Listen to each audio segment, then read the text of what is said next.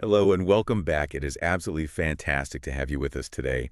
I want to kick things off by sending a very special and enthusiastic welcome specifically to our listeners tuning in from the English BookCast channel. We are so thrilled you're here with us for this deep dive. Yes, welcome everyone. It's great to be digging into this material with all of you. Today, we are going on a journey. We're going back, way back. We're heading to the late 16th century.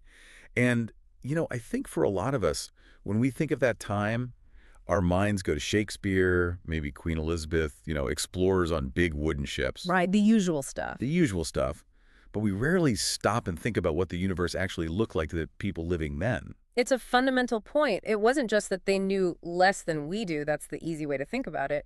It's that the entire structure of their reality, the very architecture of the cosmos itself, was something entirely alien to our modern mindset. It really was. It was a time when the universe was believed to be perfect, unchangeable, and this is the part I just absolutely love, made of crystal. Quite literally made of crystal. You have to understand, this is a period where the philosophical map of the cosmos was drawn in ink that had been dry for 2,000 years.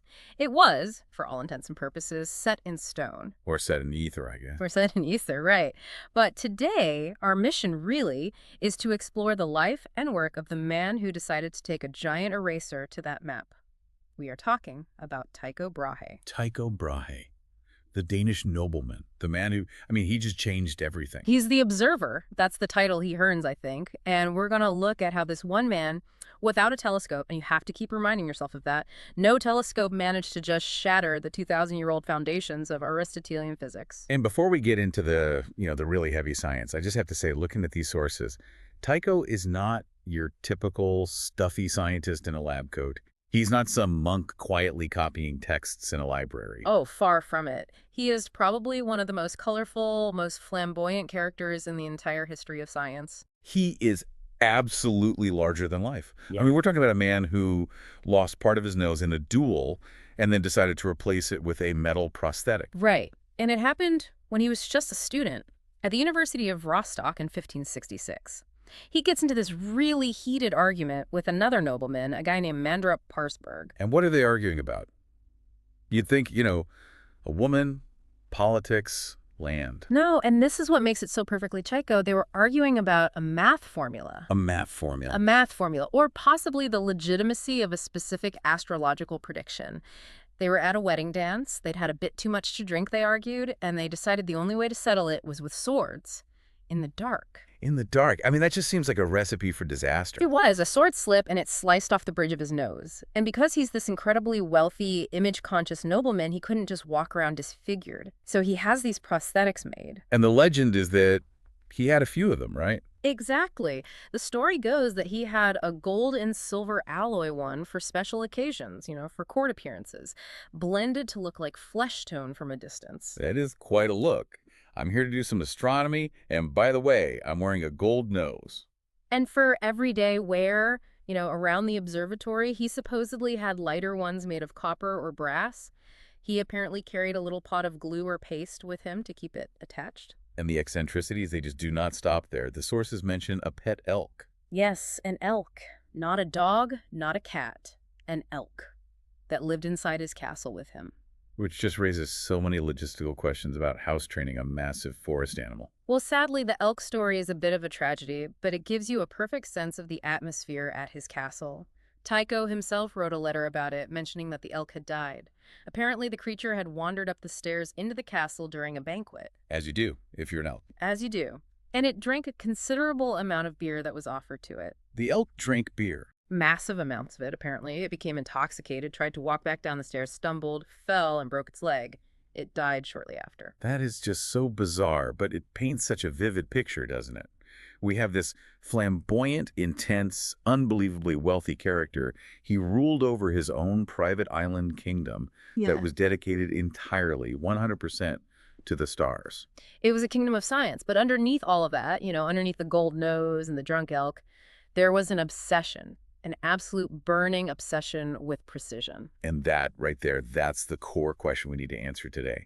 How did one man's obsession with precise measurement, we're just looking at where things actually were, how did that prove that the heavens were not immutable? How did he pave the way for all of modern astronomy just by measuring angles? Well, to understand that, to really grasp how he broke the world, we first have to understand what the world looked like before he came along and smeared it. Hmm. We need to talk about the Aristotelian worldview, the status quo. Okay, let's unpack this. Because this wasn't just a scientific theory, was it? This was how people understood their place in creation. It was everything. If you were an educated person in the 1500s, or really anyone in Europe, your view of the universe was a fusion of the physics of Aristotle and the astronomy of Ptolemy. And it was a very tidy, very comforting system. It had been the standard for 1500 years. It feels very safe when I read about it. Everything has its place, everything makes sense. It was incredibly hierarchical. The fundamental concept you have to grasp, the first big dividing line, is the division of the universe into two completely distinct realms. You have the sublunary sphere and the superlunary sphere. Sublunary, so below the moon. Exactly. Everything below the orbit of the moon. That's Earth, the oceans, the atmosphere, the clouds. That was the realm of change. It was composed of the four classical elements: earth, water, air, and fire. And the physics down here was all based on the nature of those elements, right? Heavy stuff sinks, light stuff rises. Correct. In Aristotle's physics, every element has a natural place. The natural place of the element Earth, so rocks, soil, people, is the absolute center of the universe. That's why rocks fall down. They aren't being pulled by gravity. They are actively trying to get home to the center. So things move because they want to go to their proper place. Precisely. Water sits on top of Earth. Air sits on top of water, and fire, being the lightest, its natural place is upwards, so it rises to the very top of the atmosphere. But the key characteristic of this sublunary realm is that it's messy. It's imperfect. It is the realm of corruption. This is where things are born, they grow, they decay, and they die. A flower blooms, and then it rots.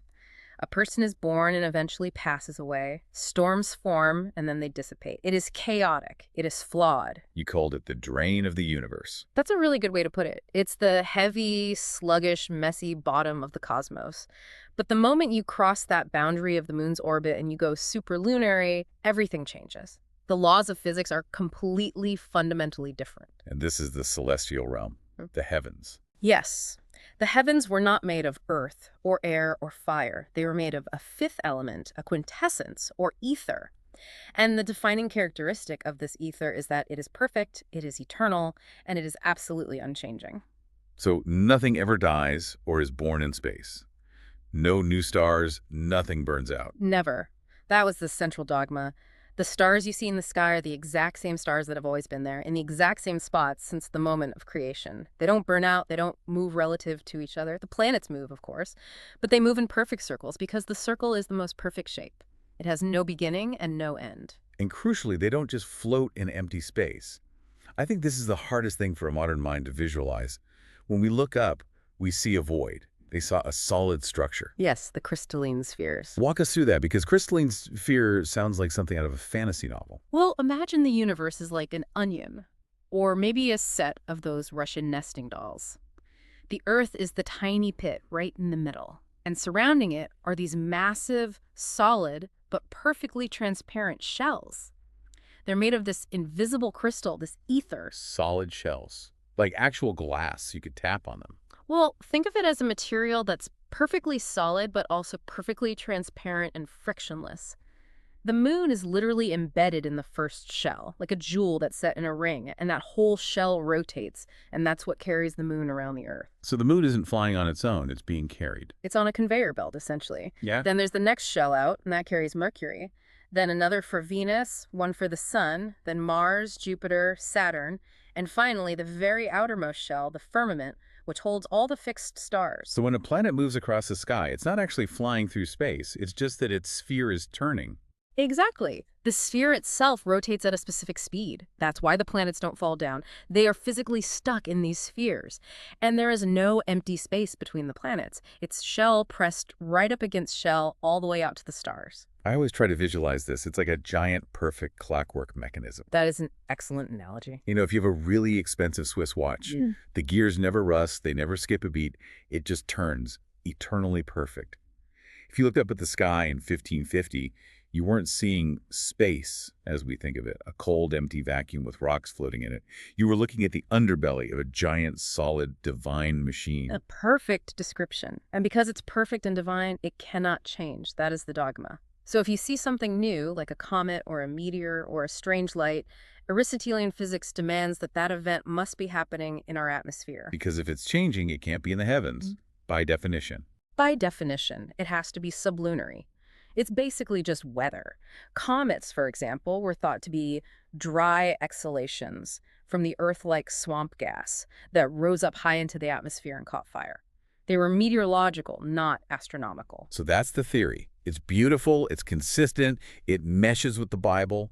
But there was a huge problem, right? The problem was the data. The map didn't match the territory. Not even close. By the time Tycho was born in 1546, professional astronomers are relying on these charts and tables that are centuries old. You have the Alphonsine tables, the Prutenic tables.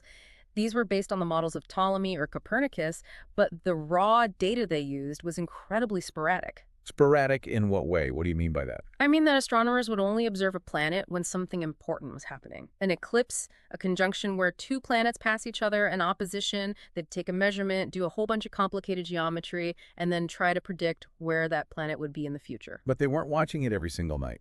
No, not at all. They were just spot checking. Imagine trying to figure out the plot of a movie by only looking at a single frame every 20 minutes. You'd have a vague idea, but you'd have no idea what actually happened in between. And the result was... well, it was embarrassing. Total embarrassment. There's a famous story from Tycho's youth, around 1563. He's just a teenager, 16 years old, studying at the University of Leipzig. And he decides he wants to observe a conjunction of Jupiter and Saturn. So this is when the planets look like they're right next to each other in the sky. A big deal. A huge deal, especially astrologically. And the existing tables, the best science of the day, had predicted this event. But they were way off. How far off are we talking? The newer tables, based on Copernicus, the modern, sun-centered ones, they were off by several days.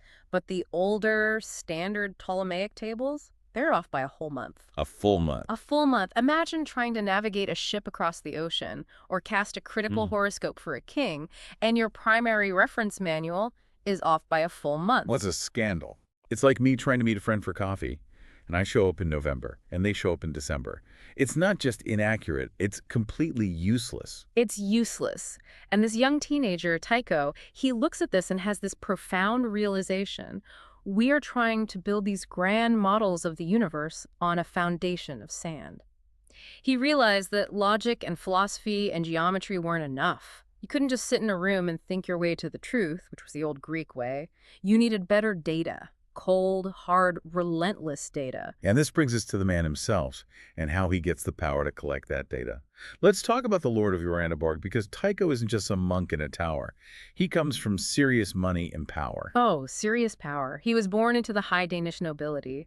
His upbringing is actually a story in itself. He was technically kidnapped by his uncle. Kidnapped, that sounds a bit dramatic. Well, let's call it informally adopted against his parents' will. But they eventually accepted it. His uncle, Jürgen Brahe, was incredibly wealthy and childless, and he'd made a deal with Tycho's father to raise one of his sons. When a second son was born, Jürgen just showed up and took Tycho when he was a toddler. He raised Tycho to be a statesman, a man of the court. He sent him to the best universities to study law. But the stars kept calling. They did. That solar eclipse in 1560, which had been predicted, fascinated him. And that botched conjunction in 1563 that lit a fire in him. He would study law by day to please his uncle, but then he'd sneak out at night to map the stars using just a small globe and a pair of compasses. He was completely hiding his passion. But the real turning point comes later, after he's traveled and made a name for himself, when King Frederick II of Denmark makes him an offer he simply cannot refuse. He can't, because the king was terrified that Tycho was going to move to Germany. Tycho was becoming famous in intellectual circles after publishing a book on a new star, which we will absolutely get to. And the king wanted to keep that genius in Denmark. It was a matter of national prestige. So in 1576, King Frederick gives Tycho the entire island of Hven. It's a small island in the Sound between what's now Denmark and Sweden. But he doesn't just give him the land and the titles. He gives him the financial resources to build whatever he wants. And the numbers here are just staggering. I read in the sources that it's estimated Tycho received something like 1% of the entire wealth of the Crown of Denmark. It is an unprecedented sum for science. Just try to wrap your head around that. Imagine a modern government giving 1% of its total national budget to a single research institute run by one person. NASA doesn't get 1% of the U.S. budget today. It's just colossal.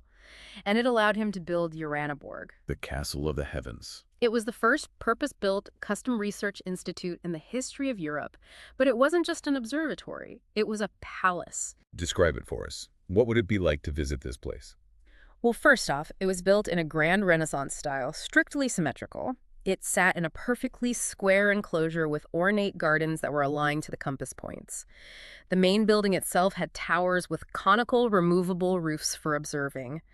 But it was a machine for living and working. And in the basement, he had this massive alchemical laboratory. Oh, yeah, because in his mind, astronomy and alchemy were deeply linked. They were two sides of the same coin. As above, so below. Tycho was looking for the fundamental connections between the terrestrial elements and the celestial stars.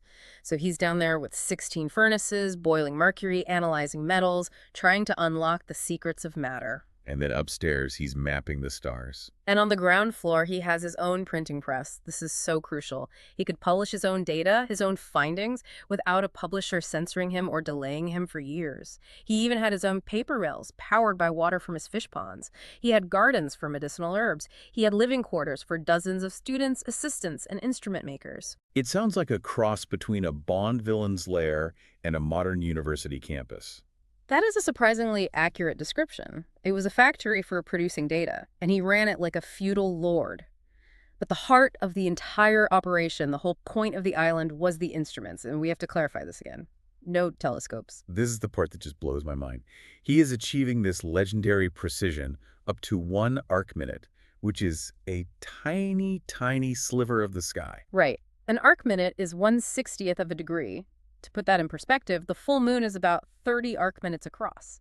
He could measure a sliver that was 130th the width of the moon with his naked eye. How is that physically possible? By building instruments that were massive and incredibly stable. See, if you hold a small sextant in your hand, you shake.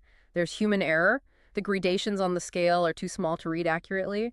Tycho's solution was just to go big. He built the mural quadrant. Paint a picture of this mural quadrant for us. Okay, so imagine a giant quarter circle, an arc of brass that's huge with a radius of about 2 meters or 6.5 feet. And this arc is fixed directly onto a solid stone wall that is aligned perfectly north-south. This wasn't a tool you picked up, it was part of the building itself. So it can't wobble. There's no shake. Zero wobble, exactly. And it has a sliding sight. An observer would look through a hole in the opposite wall, align the sight with the star as it crossed the meridian, its highest point in the sky, and because the arc is so huge, the space between the degree marks is physically large. They could then use a system of transversal dots to read the gradations down to tiny fractions of a degree. And he didn't just have one of these giant instruments. No, he had a whole arsenal. He had massive armillary spheres, which were skeletons of globes with rings for different coordinates. He had huge sextants. And my favorite, the Great Globe, a massive brass sphere 5 feet in diameter, where he physically marked the positions of nearly 1,000 stars as he measured them.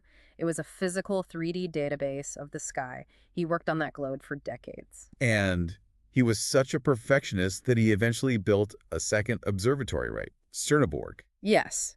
This shows you his absolute obsession. He realized that even the massive walls of Uraniborg vibrated slightly in the wind. The towers would sway just a hair. And that wasn't good enough for him. Not even close. So he built Chernobyl, or Star Castle, mostly underground. He put his 5 main instruments in crypts, in pits, to protect them from the elements, and especially from the wind. He even designed it so the observer was in a separate heated room from the instrument, so their body heat wouldn't expand the metal and throw off the readings. That is a level of rigorous error control that feels incredibly modern. It is the birth of the scientific method in terms of data collection, and his methodology was the real revolution. Before Tycho, astronomers were spot checkers. Tycho became a continuous monitor. He observed every single clear night, all night, for over 20 years. So if it was cloudy on Tuesday, he was right back out there on Wednesday. Exactly. He tracked the planets through their entire orbits, not just the interesting bits. He saw the weird retrograde loops. He saw them speed up and slow down. So he sees the whole movie. not just the screenshot. That is the perfect analogy. He sees the whole film, and he even develops new mathematical techniques to handle it all. The sources mention prosthesis. Which is a very fun word to say. What is it? It was a computational shortcut. You have to remember, they didn't have calculators, they didn't even have logarithms yet. Multiplying two big numbers, like 8-digit numbers by hand, is incredibly slow and very prone to error. It's a nightmare. I could barely do long division. Prosthesis used trigonometric identities, specifically cosines, to convert a multiplication problem into a series of additions and subtractions. And addition is much faster and much safer than multiplication. It was a life hack for big math. A necessary tool to process the literal mountain of data his factory was producing. Exactly. So, okay, he has the island, he has the money, he has the giant instruments, he has the staff, and he has the data. Now let's talk about when he starts using all of this to break stuff. Section 3. The first blow. The nova of 1572. This is really the beginning of the end for Aristotle's perfect universe. It is. This is the event that makes Tycho famous across Europe. Set the scene for us. It's November 11th, 1572. Tycho is walking back from his alchemical laboratory to his house for dinner. It's evening. He looks up at the sky, and you have to remember, he knows the sky better than anyone in Europe. He knows every star's position, its brightness. It's like looking at your own living room. You know instantly if a lamp has been moved. Instantly. And he looks at the constellation Cassiopeia. Now, Cassiopeia is very distinctive. It's that W shape in the northern sky.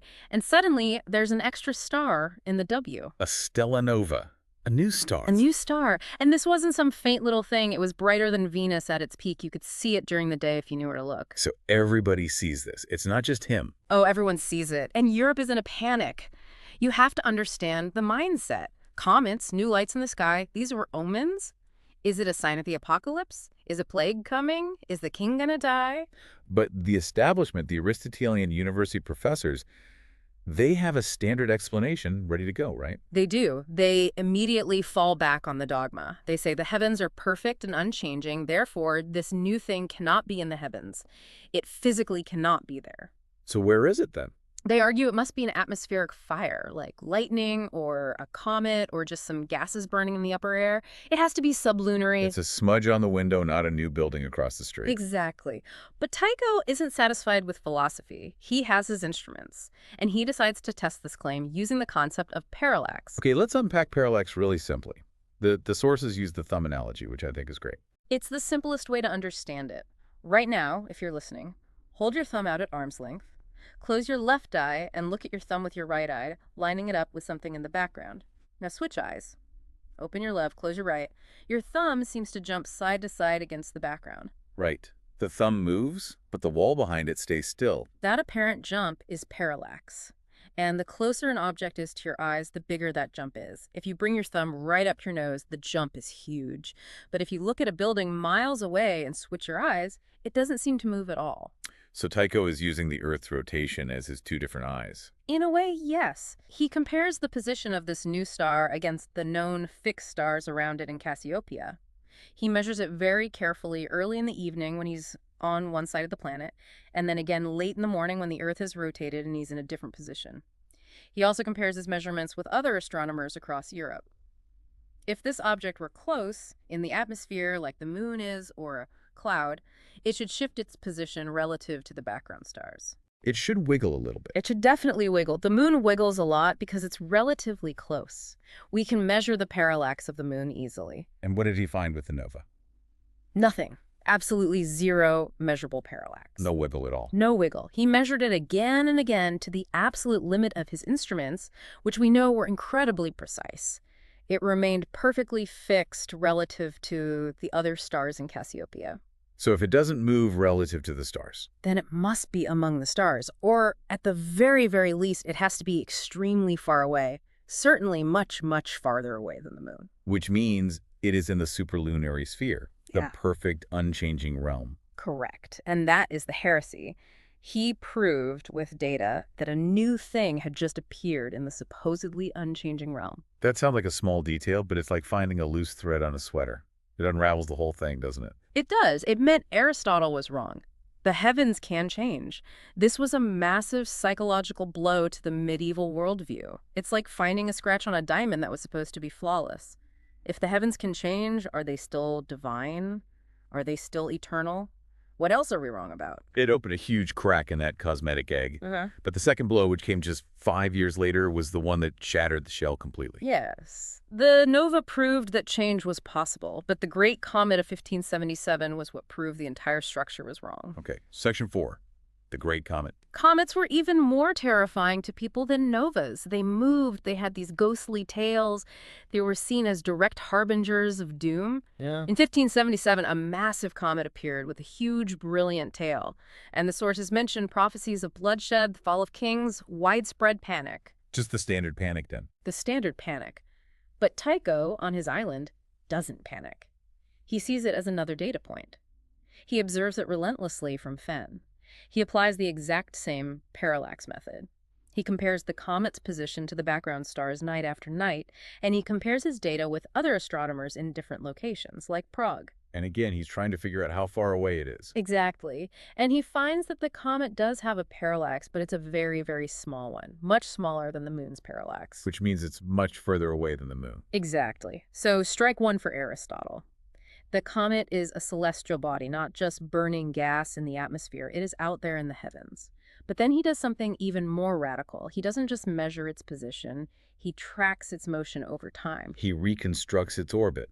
And this is where those crystalline spheres come crashing down. Because when he plots the path of the comet through the solar system, he realizes it is moving through the planetary spheres. Wait a minute.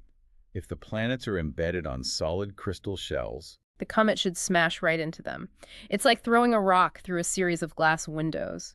If the spheres actually existed, the comet would have either shattered them or bounced off. You'd see some kind of catastrophic interaction. But the comet just moved smoothly along its path.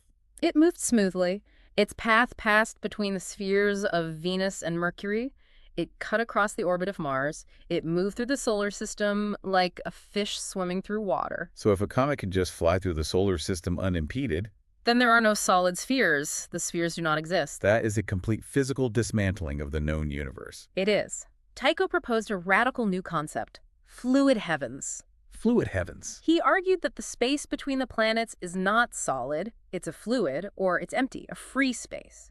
And the planets just float and move through this fluid on their own paths. You know, I feel like we always underestimate how big of a deal that is. We focus so much on Copernicus putting the sun in the middle, but Tycho proving that space is, well, space. That seems just as huge, if not more so. You could absolutely argue it's physically more significant than what Copernicus did.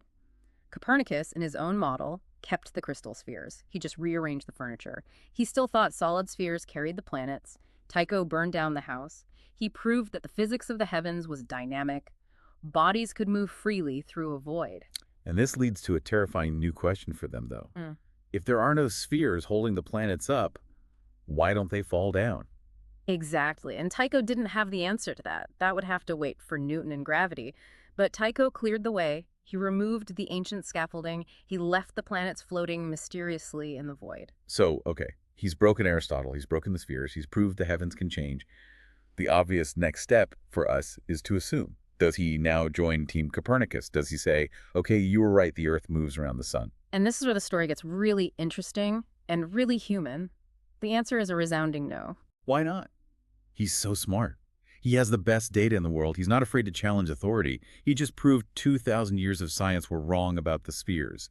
Why does he reject the heliocentric model? This is Section 5, the Tychonic system. And we really have to look at this from his perspective, not ours. It's so easy to judge him with 21st century hindsight, but he had what he considered to be very strong, very scientific reasons for rejecting Copernicus. What were they? What were his objections? He had three main pillars of objection: a physical argument, an astronomical one, and a scriptural one. Okay, let's start with the physical. What was the problem there? Tycho was a realist. He looked at the earth beneath his feet. It feels heavy. It feels sluggish. He called it lazy. The Aristotelian physics of heavy bodies wanting to go to the center was still the only physics he had, and he argued, if the Earth is spinning on its axis and zooming around the sun at thousands of miles an hour, we should feel it. The wind should be howling. We should feel it. And he put forward the famous power argument. If I climb a tall tower and I drop a stone, and the Earth is spinning rapidly to the east underneath it, then the tower should move away while the stone is falling. The stone should land far to the west of the tower's base. But it doesn't. It lands right at the bottom. Exactly. Now, we know today about inertia and the relativity of motion. The stone shares the tower's forward momentum. But Tycho didn't have that concept. He also asked logical questions like, if the Earth is moving, why doesn't a cannonball fired to the west go much further than one fired to the east? It made perfect sense based on the physics of his day. It's intuitive. It matches what you experience. It's completely intuitive. He just couldn't reconcile a moving Earth with the observed behavior of heavy objects. Okay, so that's the heavy Earth argument. What about the astronomical one? This is the one that really gets me. Yes, this is the most brilliant and, in a way, the most ironic one. It's the problem of stellar parallax again. He really loved his parallax. It was his hammer, and every problem looked like a nail. He argued, quite logically. Copernicus says the Earth moves around the sun in a giant orbit. If that is true, then in January we are on one side of the sun, and in July we are on the other side. That's a huge distance. Hundreds of millions of miles. Right, a massive baseline. So he said, if we move that much, our perspective on the stars should change. The closer stars should appear to wiggle back and forth against the background of the more distant stars over the course of a year. Just like the thumb, but on a cosmic scale. Exactly like the thumb. He looked for this stellar parallax with his incredible, precise instruments. He looked for years, and he found nothing. No wiggle. Again. No wiggle. Now, Tycho was a deeply logical man. He saw only two possible conclusions. Option A, the Earth is not moving, therefore there is no parallax to see. Simple. Option B, the Earth is moving, but the stars are so incredibly mind-bogglingly far away that the parallax is too tiny for even his ultra-precise instruments to detect. And we now know that option B is the correct one. Yes, but Tycho did the math. He calculated that for the parallax to be unobservable with his instruments, the stars would have to be an insane distance away. And based on how big the stars looked in the sky, their apparent diameter, if they were that far away, they would have to be absolutely titanic in size. Each star would have to be wider than the Earth's entire orbit around the sun. And that just sounded ridiculous to him. It seemed absurd. He called it a massive and useless void. He just couldn't accept that God would waste that much empty space between Saturn and the stars, or create stars that were so disproportionately large compared to our own sun. It violated his sense of cosmic order and economy. So he trusted his data. His data said no parallax, so he concluded no motion. Correct. And then finally, you have the scriptural argument. The Bible speaks of Joshua commanding the sun to stand still, not the earth. He took that seriously. He was a devout Lutheran. He wanted a system that could save the phenomena, that could match the data, but that didn't violate common sense physics or the Bible. So he doesn't pick Ptolemy. He doesn't pick Copernicus. He builds his own monster, the Tychonic system. Great compromise. It's a geo-heliocentric hybrid. Okay, describe the mechanics of this thing for us. All right. So imagine the Earth. It's in the absolute center of the universe, and it is stationary. It does not spin. It does not move. Safe and sound, the anchor. Right. The moon orbits the Earth, and the sun also orbits the Earth. Okay, so far this sounds like the old Ptolemaic system. Right.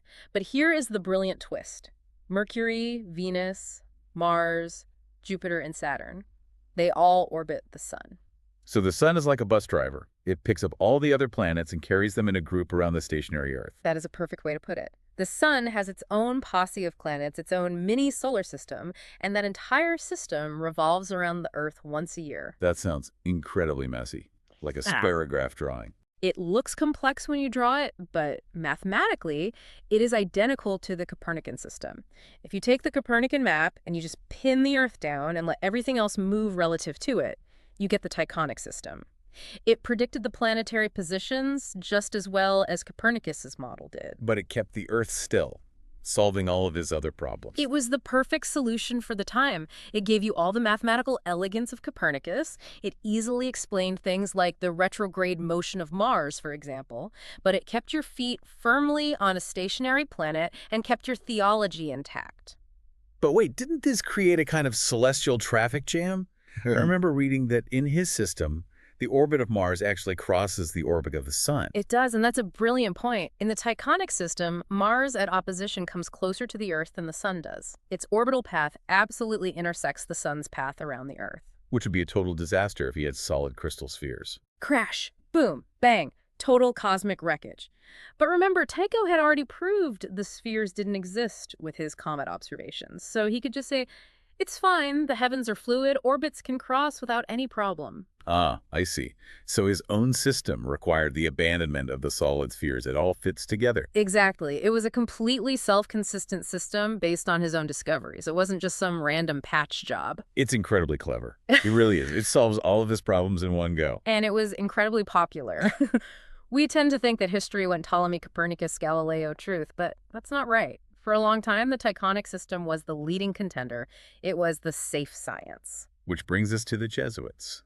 Section 6. This is a fascinating political and religious angle that I hadn't really thought about before. The Jesuits were the scientific and intellectual arm of the Catholic Church. They were brilliant astronomers, mathematicians. They ran the best observatories, and they looked through the new telescope when it came along a bit later, and they saw the phases of Venus. Which was the smoking gun that proved Ptolemy was wrong. Right. In Ptolemy's Earth-centered system, Venus should never show a full set of phases like the moon does. Copernicus's sun-centered model predicted it would. The telescope showed that Copernicus was right about that specific point. But the Catholic Church had officially banned Copernicus's book in 1616. Exactly. They were caught between a rock and a hard place. Ptolemy is demonstrably dead, disproven by data. Copernicus is illegal. It's heresy. So what do you teach? Enter Tycho Brahe's model. Enter Tycho. The Tychonic system explained the phases of Venus perfectly because in his model, Venus orbits the sun, but it kept the Earth safely in the center. It was the perfect escape hatch. But there was a catch. Tycho was a Protestant. A Danish Lutheran heretic, a very prominent one. So how did the Jesuits handle that? They desperately needed his science, but they couldn't endorse the man himself. With some very, very creative editing and rebranding, the sources discuss figures like the Jesuit astronomers Giuseppe Biancani and Cristoforo Borri, particularly in places like Portugal. They loved Tycho's data, they loved his system, but they couldn't give credit to the man. It's like the death of the author, but for religious reasons. Literally. They would use his star charts, they would adopt his fluid heavens concept, but they would carefully attribute the ideas to ancient church fathers or claim it was according to the truth of Scripture. So they just stripped his name off of it and presented it as their own discovery or as ancient wisdom. They sanitized it. Borri, for example, taught the idea of fluid heavens, that space is liquid or air, but he claimed the idea came from the Bible, completely ignoring that Tycho was the one who proved it with the comet data. It just shows you how science was a confessional battleground. You needed the right answer, but it had to come from the right authority. So Tycho becomes this ghost-haunting Catholic astronomy for a century. His numbers are running the show, but his name is barely whispered. Precisely. He provided the solid scientific foundation for the church to fight against heliocentrism for another 100 years. Okay, let's move to the final act of his life. Section 7. The move to Prague and the legacy. Tycho's time on his island paradise doesn't last forever. No, all good things come to an end. His patron, King Frederick, dies. The new king, Christian IV, is young, and he's looking to cut costs. And Tycho. Well, from what I've read, Tycho wasn't exactly a humble and grateful servant. No, not at all. He had become incredibly arrogant. He was a harsh landlord who treated his tenants on Haven poorly, forcing them into labor, delaying payments.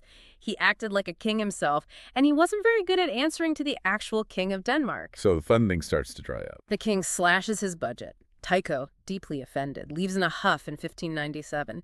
He literally packs up his priceless instruments, the quadrant, the globe, and travels around Europe with his printing press looking for a new patron. And he finds one in the Holy Roman Emperor. Rudolf II in Prague, a man who was obsessed with the occult, with alchemy, and with the stars. It was a perfect match.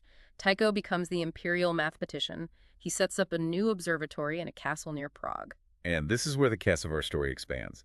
In the year 1600, a young, brilliant, but kind of scruffy math teacher shows up. Johannes Kepler. And the dynamic between these two is just legendary. It's the ultimate odd couple of science. You have Tycho, the wealthy, aristocratic, bombastic observer with all the data. He eats well, he drinks well, he demands respect. And then you have Kepler, who is poor, deeply religious, a theoretical genius who has terrible eyesight, but an incredible mathematical vision. And Tycho didn't just hand over his decades of data, did he? Oh, absolutely not. He guarded it like a dragon guarding a hoard of gold.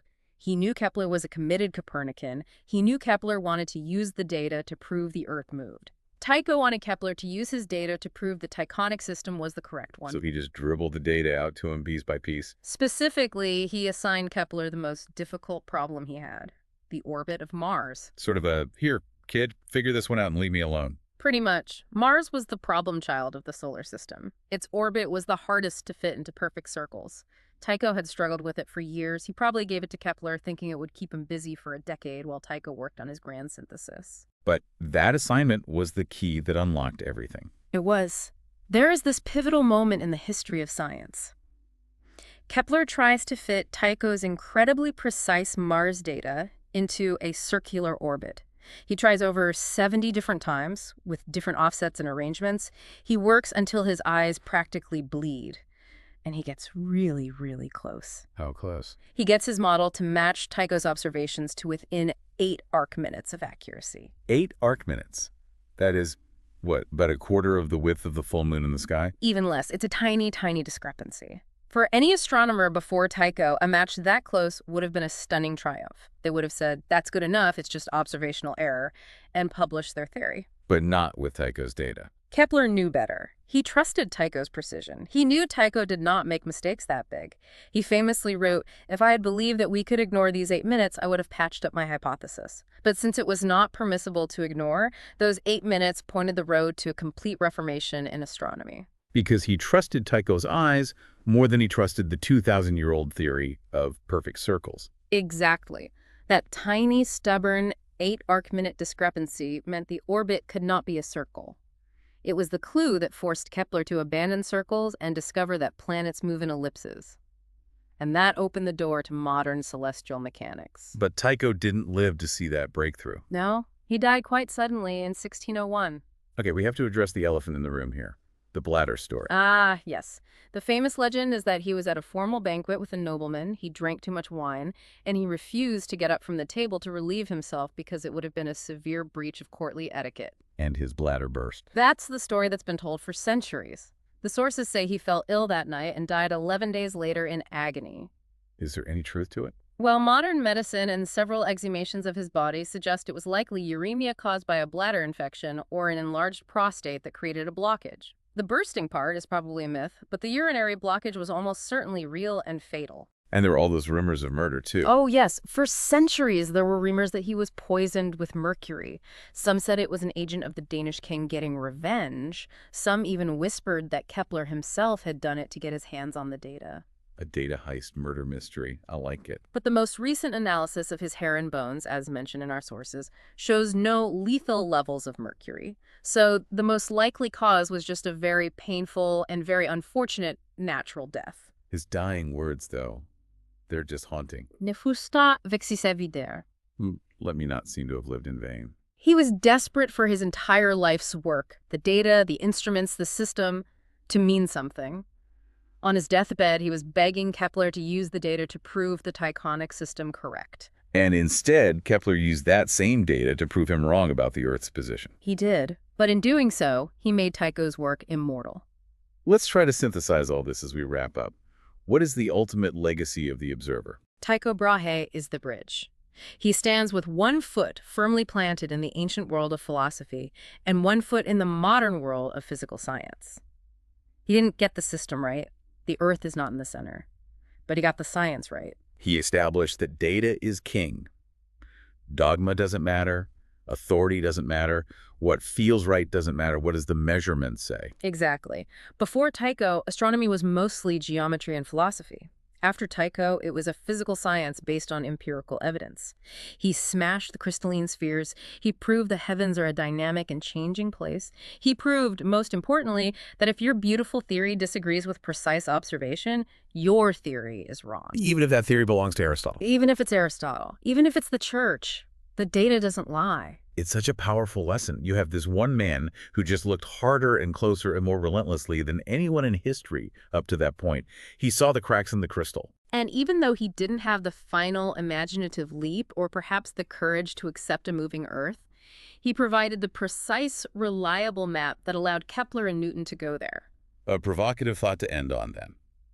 Tycho saw the data that indirectly proved the Earth moved. The lack of stellar parallax was the only major piece of evidence holding him back, and that was just a matter of cosmic scale he couldn't accept. He had all the pieces, he just put them together in the wrong final shape. And it reminds us that having accurate data is only half the battle. You also need the correct paradigm, the correct framework to understand what you're actually looking at. You have to be willing to accept the universe might be bigger and stranger and less intuitive than you can possibly imagine. Tycho Brahe, the man with the golden nose who broke the crystal spheres. What an incredible story. A true giant of science. Without him, the modern world looks very different. This deep dive into the observer's life ends here, but the conversation continues elsewhere. See you next time. In this part of the conversation, we are going to stop looking at history as a relay race, where the baton gets passed cleanly from one genius to the next. Right. You know the usual story. The ancient Greeks gave us Ptolemy, the world slept for a while, then Copernicus woke everyone up, and suddenly we were all modern scientists. That is the textbook version, yeah. And it's almost entirely wrong. It skips the most interesting part. It skips the messy middle, the third way. Exactly. Because today we aren't talking about the geocentric model of the ancients, and we aren't talking about the heliocentric model that we learn in school. We were talking about the system that actually dominated astronomy for decades. The Tychonic system. The Tychonic system. A system that history has sort of, well, it's shoved it into a corner. We tend to treat it as a footnote or a weird little mistake on the road to the truth. But it wasn't. But for a very long time, this wasn't a footnote. It was the heavyweight champion. It was the third way of cosmology. And the central figure here is, of course, Tycho Brahe. The man, the myth, and yes, the metal nose. We have to mention the nose at least once. But beyond the eccentricity, we need to understand the position he was in. This deep dive is really about a specific moment in time, the late 16th century, where the data had outpaced the theory. That is the perfect way to frame it. The core conflict here is completely driven by data. So set the scene for us. Tycho is sitting in his castle, Uraniborg. Right, the castle of the heavens on the island of Heaven. And you have to understand, Tycho wasn't just some guy looking up at the sky. He was the first industrial-scale astronomer. Industrial scale? Yeah. Before the telescope was even invented, he built these instruments, giant quadrants and sextants that were the size of buildings. He achieved a level of precision that was 10, maybe 20 times better than anyone before him. He was basically a human supercomputer. He was. And his data was telling him a very, very uncomfortable story. First, it proved that the old Ptolemaic system, the one that had ruled for 1,400 years, was dead. Just done. Done. The math just didn't work. The planets weren't where Ptolemy said they should be. Okay, so Ptolemy is out. That leaves Copernicus, right? The Earth moves around the sun. Problem solved. Logic would dictate that. But Tycho looked at the Copernican model, and he just couldn't do it. He could not accept it. Why? Was he just being stubborn? Was he afraid of the church? It wasn't fear, and it wasn't just stubbornness. It was a genuine scientific and, you could say, theological deadlock. He had the most accurate data in history proving the old ways were wrong. Right. But his understanding of physics and his reading of scripture told him that a moving Earth was simply impossible. So he's stuck between a rock and a hard place. The old map is broken, but the new map seems, to him, physically insane. Exactly. He needed a solution. He needed a way to save the phenomena, which is just fancy talk for make the math match what we see, while keeping the Earth exactly where he felt it belonged. Frozen in the center of the universe. Absolutely frozen. And that desperation leads to the aha moment, Maybe the that's birth smart. of geo-heliocentrism. Geo-heliocentrism. It sounds like a contradiction in terms, doesn't it? It sounds like hot, cold, or dry, wet. It makes no sense. But it's actually a brilliant geometric hack. Yeah. So around 1583, Tycho proposes this. What if the Earth stays still, absolutely motionless? Okay, I'm with you. Fixed Earth. The moon orbits the Earth. The sun orbits the Earth, just like in the ancient systems. So far, we are safe in Aristotle's lab. Nothing revolutionary yet. But here's the twist. The other planets, Mercury, Venus, Mars, Jupiter, Saturn, do not orbit the Earth. Okay. They orbit the sun. Wait, so they are orbiting the sun while the sun is orbiting us? Yes. The sun acts like a mobile center. Think of the sun as a bus driver. Okay. The planets are the passengers. They're running circles around the bus driver. But the bus itself is driving a big loop around the Earth. That is chaotic. It's like a solar system on a merry-go-round. It feels chaotic to us, but for Tycho, it was the ultimate compromise. It kept the Earth central, which satisfied the theologians and the physicists, but he used the mathematics of Copernicus to predict where the planets would be. So it's a have your cake and eat it too situation. Ideally, yes. But, as we are going to see, trying to eat that cake caused some massive indigestion for the scientific community. Well, I want to slice that cake up. Here's our roadmap for this deep dive. We're going to break this down into 4 main areas. First, The architecture. We need to visualize this machinery and talk about how it shattered the ancient idea of crystal spheres. That is a crucial moment in the history of science.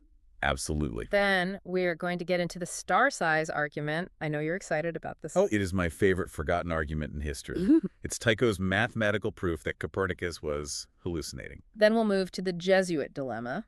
This is the political thriller part of the deep dive, how the Catholic Church adopted a Protestant heretics model to save their theology. Intellectual money laundering at its finest. And finally, we'll look at Riccioli and the different flavors of this system and see how it eventually died. The long, slow death.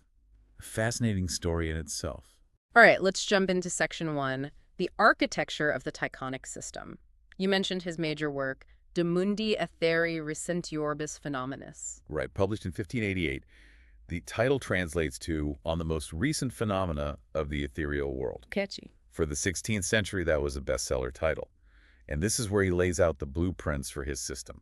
So walk me through the layout again, but let's get specific. We have Earth at point 0. Earth at point 0, the absolute center of the cosmos. No rotation, no movement, nothing. And the moon. The moon is on the first ring, orbiting us. That's standard. Then, further out, you have the sun, also orbiting us on a yearly cycle. Okay. Now, where are Mercury and Venus? This is where it gets interesting. In the old Ptolemaic system, they were just separate spheres. In Tycho's system, Mercury and Venus are the inferior planets. They are literally circling the sun. So as the sun moves around the Earth. They're spiraling around the sun. Exactly. They're like little moons of the sun. Which explains why they are always close to the sun in the sky. You never see Venus at midnight, right? Exactly. Copernicus explained that by putting the sun in the center. Tycho explains it by tethering them to the sun. And the big guys, Mars, Jupiter, Saturn. The superior planets. They also orbit the sun, but their orbits are huge. They are much larger than the sun's own orbit around the Earth.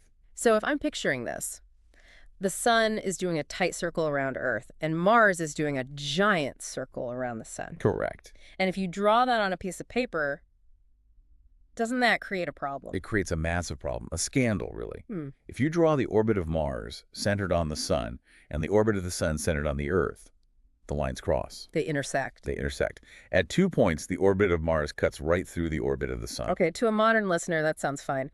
Orbits are just lines in empty space. Spaceships cross paths all the time. Why was this scandalous? Because in 1588, space wasn't empty. For 2,000 years, from Aristotle to Ptolemy to the universities of Europe, the consensus was that the planets were embedded in crystal spheres. The celestial nesting dolls. Exactly. The planets weren't flying, they were being carried. They were stuck in solid, transparent, crystalline shells.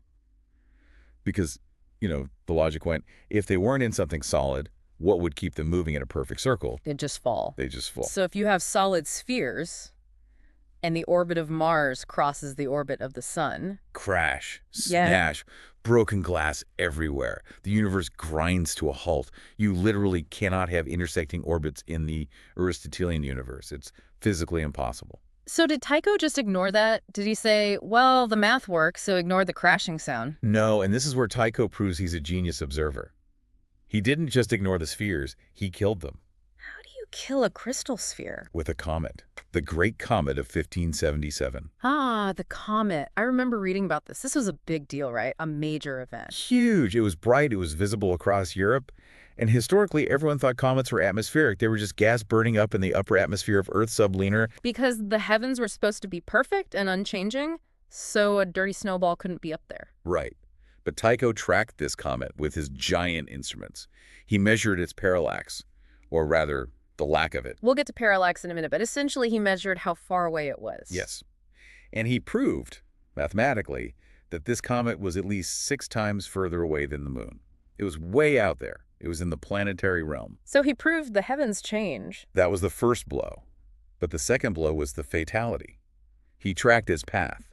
He showed that this comet was blasting straight through the regions where the crystalline spheres of Venus and the sun were supposed to be. It was flying through walls. It was flying through walls. And since the comet didn't shatter, the walls must not exist. Tycho wrote, "There are no solid spheres. The heavens are fluid." Fluid heavens. That's a radical shift. It's the first time anyone suggested that space is, well, space. Yeah.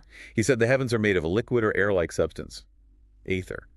And because the heavens are fluid, the planets can move freely. And that gave him the permission to have his orbits cross. Exactly. He cleared the physical clutter. Once the crystal spheres were gone, there was no reason Mars couldn't cross the sun's path. It's amazing, actually. We give Copernicus credit for the revolution, but Tycho is the one who literally smashed the ceiling. He really did. He made the universe a place where things travel, not just where things spin in place. And then the elegance of it. I mean, it solved the problem of the planets, didn't it? Oh, it did. The nightmare of ancient astronomy was retrograde motion. You know, when Mars looks like it stops and goes backward for a few weeks. Right. Ptolemy needed epicycles, circles on top of circles to explain that. It was a mess. And they were messy. Copernicus said, it's an illusion. It happens because Earth is passing Mars on the inside track. Like passing a car on the highway, it looks like the other car goes backward for a second. Tycho's system preserves that exact geometry. Because the planets orbit the sun and the sun orbits us, the relative angles are identical to Copernicus. He got the clean math without moving the Earth. Which brings us to the elephant in the room, section 2. Why not Copernicus? The question everyone asks, Tycho, you were so smart you broke the spheres, you had the data. Why did you cling to a stationary Earth? It's easy for us to judge. We sit here on a spinning rock and it feels normal. But we need to get into his head. We do. And we have to stop thinking of it as religious dogma versus science. For Tycho, the science said the Earth was still. Let's start with the physics objection. You have to remember, this is pre-Newton. There is no gravity yet. There is no concept of inertia. Inertia being the idea that things keep moving unless you stop them. Right. Tycho didn't have that. He had Aristotelian physics. And in that system, the nature of heavy things, earth, rock, water, is to fall to the center and stop. They're sluggish. They're sluggish. They are unfit for motion. Unfit for motion. I know some people like that. We all have those days. But contrast that with the heavens. The stars and planets are made of quintessence. They are light, luminous, divine. Their nature is to spin. So to Tycho, saying the heavy Earth spins and the light stars stand still was like saying the lead weight floats and the feather sinks. It was a violation of the laws of nature. A complete violation. And then there was the tower argument. The classic. If the Earth is spinning to the east, the ground is moving at hundreds of miles an hour. Right. So you climb a tower, you hold a stone. The tower is moving east with the Earth. But the air isn't attached. In their mind, at least. In their mind, right. Yeah. So you drop the stone. While the stone is falling, the tower moves east. The stone should fall behind. It should land west of the base. But it lands straight down. Every single time. To Tycho, that wasn't just a hunch. That was an experiment. The stone lands straight down, therefore the Earth is not moving. Case closed. It's hard to argue with that if you don't know about conservation of momentum. Exactly. It was a rigorous conclusion, but that's just the warm-up. The real killer, the argument that I think is Tycho's masterpiece, is the star size argument. The outline calls this the principal argument. It is. This is the one that really shows his genius and also his tragic mistake. Walk us through it. This involves parallax again, right? Yes. Let's do a little mental geometry. Imagine a triangle. Point A is the Earth. Point B is a star. Okay. Now, if Earth orbits the sun, then in January we are here, and in July we are on the other side of the solar system. We've moved millions of miles. So the viewing angle to the star should change. Correct. The star should whittle back and forth against the background. That's stellar parallax. Tycho looked for this. He strained his eyes looking for this with the best instruments in the world, and he found nothing. Zero shift. Zero. So logically, either the Earth isn't moving, Or the stars are incredibly mind-bogglingly far away. So far that the angle is too small to measure. which is the answer Copernicus gave. The universe is just really, really big. And that turns out to be true. But Tycho didn't stop there. He did the math on how big. This is where it gets crazy. Tycho observed the stars with the naked eye. To your eye, a bright star doesn't look like a pinprick. It looks like a little disk. It has a width. Tycho measured that width. He said a typical first magnitude star is about 1 minute of arc wide. Okay, so we have a perceived size. Now, here's the trap. If the stars are far enough away to hide their parallax, but large enough to appear as disks, Tycho calculated the physical size of the star required to produce that image. And what did the calculator say? It said that a single star would have to be Titanic. How Titanic? Like bigger than the sun? Much, much bigger. He calculated that a single star would have to be larger than the entire orbit of the Earth around the sun. Wait, one star is bigger than our whole solar system. Essentially, yes. Yeah. He calculated that if Copernicus was right, The universe was filled with these monstrous, bloated giants, millions of times bigger than the sun. And our sun was just this tiny, pathetic speck in the middle of it all. It does sound absurd. It sounded monstrous. That was his word, he asked. Why? Why would God create such a ridiculous disproportion? Why waste all that space just to fill it with giant, useless stars? It violated the principle of economy. Exactly. Nature is simple. Nature is efficient. The Copernican universe was wasteful and ugly. So his data said, if Earth moves, stars are impossibly big. And since stars are probably not impossibly big, the Earth does not move. QED. That is a devastating argument. It was compelling. It held people back for decades. And the tragedy is, he was wrong because of an optical illusion. The disk isn't real. No, it's called diffraction. The light waves bend around the aperture of your pupil and the atmosphere blurs it. The star is a point, but your eye makes it a blob. Tycho was measuring the blob, not the star. But he couldn't have known that. No, he trusted his eyes. And his eyes told him Copernicus was wrong. And finally, we have the theological barrier. We can't ignore the Bible. We can't. And Tycho is a deeply religious man. But it wasn't just the Pope says so. Tycho was a Protestant, remember. He read the Bible himself. What verses were the sticking points? Psalm 104. He set the earth on its foundations. It can never be moved. Or Joshua 10, where Joshua commands the sun to stand still. Not the earth. Right. He doesn't command the earth to stop spinning. If the earth was spinning, Joshua would have said, Earth, stop rotating. Exactly. Tycho respected the authority of Scripture. He felt that if he could explain the planetary motions without contradicting the plain reading of Genesis, he had a moral duty to do so. So the Tychonic system is this fortress. It's protected by the Bible, protected by Aristotelian physics, and protected by the lack of parallax. It's solid. It was the perfect fortress, which explains why, when the next big crisis hit, the world didn't rush to Copernicus, they rushed to Tycho. This leads us to Section 3, the Jesuit reception. And this is where the story gets a little bit like a political thriller. It really does. It's all about managing information and survival. The year is 1610, the crisis. Galileo points his telescope at Venus, and he sees something that shouldn't be there. He sees phases. Venus looks like a crescent moon, then a half moon, then a full moon. Right, and that is impossible in the Ptolemaic system. In Ptolemy's world, Venus is always between us and the sun, so it should always be backlit. We should never see a full Venus. So Ptolemy is dead. The telescope put a bullet in him. Immediate death. But here is the catch. The church was just about to ban Copernicanism. 1616, right? The Inquisition gets involved. Yes. They look at the theology and say, moving earth. No, heresy. So they have a massive problem, the void. The old science is wrong. Telescope says so. The new science is banned. Church says so. What do? They need a third option. They need a system that fits the telescope data, showing Venus orbits the sun, but keeps the Earth central to satisfy the Bible. Enter the Tychonic system. It's the perfect fit. It's the safe path. But there was a snag. A big, awkward snag. What's that? Tycho Brahe was a Danish Lutheran. He was a heretic. To the Jesuits, yes, he was outside the church.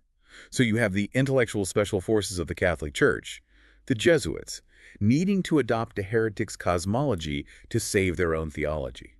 That is the definition of irony. How did they handle it? Did they just admit it? No, of course not. They used a strategy of sanitization. They had to clean it up. They had to distance the model from the man. This is the intellectual money laundering we talked about. That's exactly what it is. Yeah. You see figures like Giuseppe Biancani. In 1620, he publishes Sphera Mundi. He praises Tycho's instruments, calls him a great observer, but he treats the system very cautiously. He treats it as a mathematical hypothesis, not necessarily a physical reality. It's just a tool, folks. Don't worry about the reality. Pretty much. Yeah. Then you have Johann Chrysostomus Gall. He taught at the College of Santo Antão in Lisbon. He was more bold. He called Tycho the Ptolemy of this age, Ptolomeo destes tempos. High praise. It is. But he and others would often strip Tycho's name off the cosmology. They would teach the geo-heliocentric layout, but they wouldn't credit the Lutheran. And what about the physics? The fluid heavens, that sounds dangerous too. It was. The church loved Aristotle, and Aristotle loved solid spheres. So accepting fluid heavens was risky. Take Cristoforo Borri, who's a Jesuit in Lisbon. How did he handle it? Borri was clever. He knew the spheres were gone. He knew Tycho was right about the comets. But he couldn't quote Tycho. So he invented the three heavens theory. What are the three? The air, the sidereal, or starry heaven, and the empyrean, the divine heaven. Borri focused on the middle one. He said the planets move through a pure and tenuous air. He called it aura etherea. Aura etherea. It sounds very mystical. It sounds beautiful. And here is the trick. He claimed this wasn't a new idea from a Danish heretic. He claimed he found hints of it in the Church Fathers and ancient scripture. So he rebranded it. He laundered the idea. He rebranded the physics. He said, oh, the heavens are fluid like air. Yes, St. Paul basically said that. It allowed him to use the Tychonic orbits without getting a call from the Inquisition. That is incredibly slick. Survival requires creativity. And speaking of creativity, there was one more variation that became very popular. The semi-Tychonic system. Semi-Tychonic. Is that diet-Tychonic? In a way. The pure Tychonic system has a static Earth, absolutely still, which means the entire universe, the sun, the planets, and all the billions of stars, has to whip around the Earth every 24 hours. Which, if you think about how big the universe is, means those stars are moving at mind-bending speeds. Impossible speeds. Christian Longomontanus, Tycho's old assistant, and some Jesuits realized this was a weak point. So they said, okay, let's compromise on the compromise. What was the deal? They said, let's keep the Earth in the center of the universe, but let's let the Earth rotate on its axis once a day. So the Earth spins, but it doesn't orbit. Exactly. This explains the day and night. It explains why the stars rise and set. But the Earth is still the center of gravity. It's the center of all motion. It solves the speed problem. It solves the speed problem perfectly. The stars can stand still. The universe becomes calm. I love how flexible this was. You could tweak the settings until it fit your comfort zone. It was a modular cosmology. And that brings us to the man who tried to weigh all these options and give a final verdict. Section 4. Weighing the World Systems. Giovanni Battista Riccioli. Riccioli. He's a big name in this story. He is the compiler, the encyclopedist. In 1651, he publishes the Almagestum Novum, the New Almagest. This is a massive book, right? A tome. It's a doorstop. It's everything known about astronomy in the 17th century. And the most famous part is the frontispiece, the illustration at the very beginning. Paint the picture for us. This is a visual metaphor. Okay, so you see the muse of astronomy, Urania. She's this goddess figure. Yeah. And she's holding a balance scale, like the scales of justice. What is she weighing? She is weighing the world systems. In the left pan of the scale, you have the Copernican system, heliocentric. Okay. In the right pan, you have the Tychonic system, geo-heliocentric. And where's Ptolemy? The old champion. Ptolemy is lying on the ground, discarded. He's defeated. The telescope finished him. He's not even in the competition anymore. So it's the title fight, Tycho versus Copernicus. Who wins the weigh-in? In the image, the Tychonic system is heavier. The scale tips in its favor. Because in this metaphor, weight equals truth. Exactly. Riccioli's making a very clear statement. The Tychonic system has more evidence supporting it. It aligns with scripture, it fits the physics, and it accounts for the lack of parallax. But Riccioli didn't just accept Tycho blindly, did he? I read that he actually listed the arguments. He did. This is what I respect about him. He didn't just say heresy and move on. He listed 126 arguments concerning the motion of the Earth. 126. That is obsessive. It's thorough. He listed 49 arguments for the Earth moving.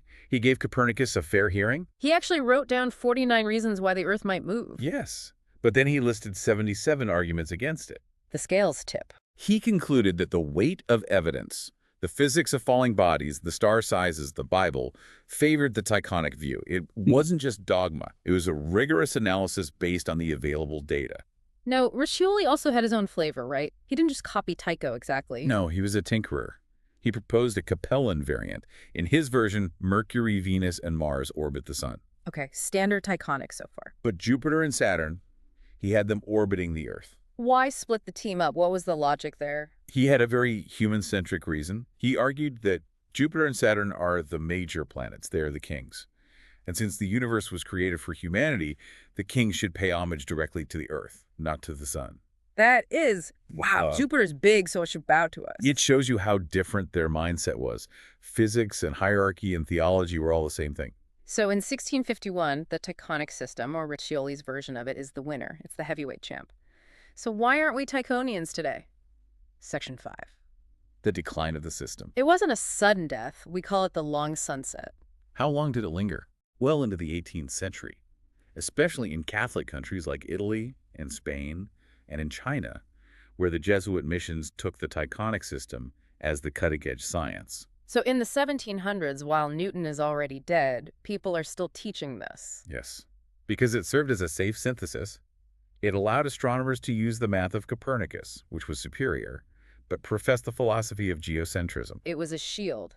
I'm calculating like a Copernican, but I believe like a Tychonian. Exactly. By the late 17th century, many Jesuits were effectively closet Copernicans. They knew the Tychonic system was getting wobblier, but they used it to avoid censorship. But eventually the shield cracked. What were the final nails in the coffin? Two major discoveries. The first came in 1729, James Bradley. Bradley, what did he find? He discovered something called stellar aberration. Sounds technical. Break it down for us. Imagine you are running in the rain. The rain is falling straight down. But because you are running, it hits you in the face. It looks like it's coming at an angle. Okay, I can visualize that. The angle changes because of my speed. Exactly. Bradley found that the light from stars hits the Earth at a slight angle that changes as we move through our orbit. It proved definitively that the Earth is moving through the starlight. So the Earth is running in the rain. The Earth is running. That killed the stationary Earth idea instantly. And the second nail, the one Tycho was so sure about. Parallax. The thing Tycho searched for and never found. Someone finally found it. Friedrich Bessel in 1838. 1838. That is shockingly recent. That's the Victorian era. It took that long to build telescopes good enough. Bessel measured the tiny shift of a star called 61 Cygni. So Tycho was right about the geometry. He was 100% right about the geometry. If Earth moves, there must be parallax. He was just wrong about the scale. The stars were further away than he could possibly imagine. Millions of times further. Yeah. The parallax was there, but it was microscopic. And the disks he saw, they were illusions. The stars were points. So the star size argument evaporated. It evaporated. But by then, the Tychonic system was already a memory. There is a source that describes Riccioli's work as the dying swan song of the Tychonic models. That's a beautiful image, a dying swan song. It was this elaborate, intricate, beautiful system that was doomed by the next generation of data. So let's wrap this up. What does this all mean for us? What's the takeaway? I think we need to stop looking at the Tychonic system as a failure. It wasn't a mistake. It was a triumph of empirical science for its time. It worked with the data they had. It worked perfectly. It explained the phases of Venus. It explained retrograde motion. It respected the physics of the time. It was the bridge. We couldn't jump straight from crystal spheres to Newton. We needed a middle step. We needed a system that shattered the spheres but kept us grounded. We needed the Tychonic compromise to safely transition from the ancient world to the modern one. It's a reminder that science isn't about being right in the absolute sense. It's about building the best model you can with the tools you have. Exactly. And sometimes the wrong answer is the smartest answer you can give. That is a thought to chew on. The conversation continues in another part.